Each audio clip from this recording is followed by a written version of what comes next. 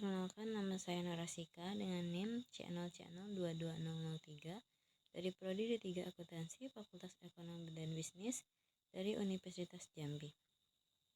Baik, di sini saya akan menjelaskan tentang membuat laporan proyek berdasarkan kaidah-kaidah penulisan ilmiah. Sebelumnya yaitu ini mata kuliah Teknik Penulisan Tugas Akhir yang diampu oleh pertama, Bapak Dr. Wirmi Eka Putra, SE MSI AK. Yang kedua, Bapak Dios Nugraha Putra, SE MAK. Baik, langsung saja. Pertama yaitu laporan proyek merupakan dokumen penting yang merefleksikan hasil kerja dan proses pengembangan suatu proyek. Laporan yang baik tidak hanya berisi data dan informasi teknis, tetapi juga disusun dengan mengikuti kaidah penulisan ilmiah, sehingga mudah dipahami, kredibel, dan dapat dipertanggungjawabkan. Yaitu yang pertama, laporan proyek akhir. Proyek akhir adalah karya ilmiah yang disusun oleh mahasiswa setiap program studi berdasarkan hasil penelitian suatu masalah yang dilakukan secara seksama dengan bimbingan dosen pembimbing. Proyek akhir merupakan salah satu persyaratan kelulusan mahasiswa. Ketentuan-ketentuan mengenai proyek akhir diatur oleh masing-masing fakultas dengan mengikuti standar universitas. Selanjutnya, pentingnya kaidah penulisan ilmiah. Pertama, kredibilitas. Kaidah penulisan ilmiah menjamin objektivitas dan kejelasan informasi, sehingga laporan proyek dapat dipercaya dan diakui oleh pembaca. Kedua, komunikasi efektif. Struktur dan gaya bahasa yang baku memudahkan pembaca untuk memahami informasi yang disajikan. Ketiga, standarisasi. Penerapan kaidah ilmiah menciptakan keseragaman dalam penulisan laporan, sehingga mudah dibaca dan diinterpretasi oleh berbagai pihak. Yang keempat, evaluasi dan pengembangan. Laporan yang baik menjadi dasar untuk mengevaluasi hasil proyek, mengidentifikasi kekurangan, dan merumuskan langkah pengembangan. Ini kita akan melanjutkan dengan yang terpotong tadi. Selanjutnya yaitu terdapat 4 bentuk karya akhir. Yang pertama, skripsi atau tugas akhir. Skripsi adalah penulisan karya ilmiah berisi hasil penelitian menyeluruh yang disusun secara sistematis berdasarkan ketentuan metode penelitian ilmiah. Yang kedua, karya ilmiah terpublikasi. Karya ilmiah terpublikasi adalah karya ilmiah yang dipublikasikan pada jurnal nasional dan internasional terakreditasi. Yang ketiga, laporan magang. Penulisan karya ilmiah dari berisi laporan hasil praktik kerja profesi atau PKP, magang di perusahaan atau institusi. Yang keempat, laporan proyek. Penulisan karya ilmiah berisi laporan proyek atau hasil pengabdian masyarakat oleh mahasiswa yang disusun berdasarkan pedoman penulisan universitas. Selanjutnya yaitu cara membuat laporan proyek yang efektif. Pertama, tentukan alasan membuat laporan. Pertama-tama, tentukan alasan menulis laporan. Berikut ini beberapa pertanyaan yang dapat diajukan untuk membantu memutuskan laporan mana yang akan dibuat. Pertama, informasi apa yang ingin disampaikan? Kedua, apakah saya ingin memasukkan informasi tentang risiko proyek? Yang ketiga, siapa yang akan melihat laporan? Yang keempat, apa poin-poin penting yang ingin disampaikan dalam laporan? Yang kedua, pilih jenis laporan proyek. Beberapa jenis laporan proyek yang umum digunakan yaitu laporan kemajuan harian, laporan mingguan, laporan bulanan, laporan status eksekutif, laporan kinerja keuangan, dan laporan risiko. Ketiga, sertakan informasi yang relevan.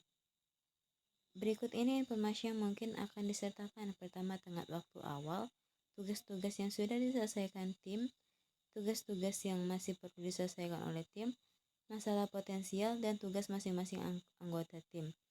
Yang keempat, susun laporan. Dalam laporan kemajuan berisi 4 elemen. Pertama, ringkasan eksekutif. Yang kedua, pendahuluan. Yang ketiga, body. Yang keempat, kesimpulan. Yang kelima, template untuk membuat laporan proyek. Beberapa elemen umum dalam template laporan proyek meliputi judul laporan, ringkasan eksekutif tentang proyek, tujuan dan ruang lingkup, progres fisik, kinerja anggaran, pengelolaan risiko, rekomendasi, tautan ke dokumen pendukung, dan contoh laporan proyek. Selanjutnya yaitu prosedur penyusunan karya akhir. Pengajuan mata kuliah karya akhir. Yang pertama, persyaratan umum pengajuan mata kuliah akhir Yang kedua, persyaratan khusus pengajuan mata kuliah akhir berbentuk skripsi, berbentuk karya tulis dan publikasi, berbentuk laporan magang, dan berbentuk laporan proyek. Yang kedua, proses pembimbingan karya akhir. Dosen Universitas Paramadya yang ber-NIDN memiliki persyaratan sebagai pembimbing. Yang kedua, penyelesaian karya akhir dibimbing oleh seorang dosen tetap program studi di universitas. Yang ketiga, ketua program studi mengeluarkan surat tugas untuk dosen pembimbing karya akhir. Yang keempat, tugas dosen pembimbing karya akhir secara umum. Yang ketiga, sidang karya akhir. Sidang karya akhir adalah ujian secara verbal atau oral, presentasi yang harus diikuti setiap mahasiswa sebagai syarat kelulusan. Selanjutnya yaitu pedoman pengetikan. Jenis dan ukuran kertas penulisan karya akhir wajib dilakukan dengan menggunakan kertas HPS atau fotokopi ukuran A4 berat 80. Aturan penulisan. Penulisan karya akhir wajib dilakukan dengan menggunakan komputer dengan ketentuan. Pertama, margin, jenis huruf, spasi, alinea baru, dan jarak pengetikan. Penulisan bab, penulisan subbab, penulisan anak subbab, penulisan sub-subbab, alinea baru, pengaturan tanda baca, titik koma, titik dua dalam teks karya akhir. Sesudah tanda baca titik, titik dua, dan titik koma, hendaknya diberi satu ketukan kosong. 11. Pengaturan halaman, 12. Catatan kaki. Bagian-bagian karya akhir. Format karya akhir dibagi menjadi bagian awal terdiri dari halaman sampul, halaman judul, halaman pengesahan, halaman pernyataan orisinalitas, halaman abstrak, halaman daftar isi, halaman kata pengantar, halaman daftar tabel, halaman daftar gambar, daftar lampiran halaman, halaman daftar istilah. Selanjutnya bagian inti karya akhir. Bagian inti karya akhir berbentuk skripsi atau tugas akhir. Bagian akhir dari karya akhir terdiri dari 5 bagian, yaitu daftar pustaka, gambar, tabel, lampiran, dan ralat. Bagian inti karya akhir berbentuk karya ilmiah terpublikasi. Bagian inti karya akhir berbentuk laporan proyek. Bagian ini isi dari laporan proyek yaitu bab 1 pendahuluan, bab 2 tinjauan teoritis, bab 3 metode proyek, bab 4 temuan dan hasil proyek, bab 5 penutup atau kesimpulan dan saran. Cara pengajuan dan kutipan. Sebagai dasar karya akhir harus dilengkapi acuan kepada sumber informasi untuk mengaktualkan pernyataan yang tertulis. Sumber informasi tersebut dihimpun dalam suatu laporan pustaka yang diberi judul daftar pustaka, yang ditempatkan pada halaman setelah bab terakhir skripsi atau tugas akhir. Pengutipan pustaka dalam teks skripsi atau tugas akhir dapat dilakukan dengan mengutip langsung dan mengutip tidak langsung. Kutipan langsung dan tidak langsung mengikuti aturan-aturan yang berlaku sesuai dengan ketentuan American Psychological Association atau APA, kecuali untuk program studi falsafah dan agama dan hubungan internasional panduan pengutipan catatan kaki. Baik, itu saja yang dapat saya jelaskan dari materi saya.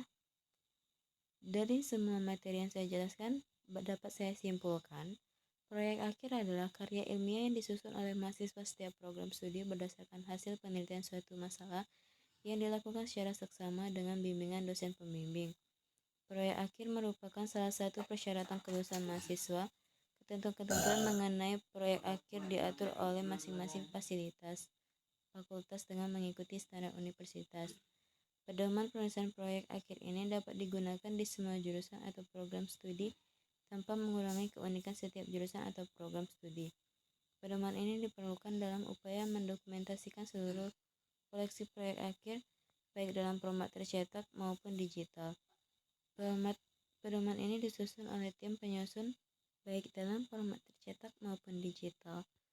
Pedoman ini disusun oleh tim penyusun pedoman penulisan proyek akhir dengan tujuan memberikan tuntunan kepada penulis proyek akhir. Demikian presentasi dari saya, lebih dan kurangnya saya mohon maaf. Semoga dapat bermanfaat yang dapat saya jelaskan tadi. Saya akhiri, wassalamualaikum warahmatullahi wabarakatuh.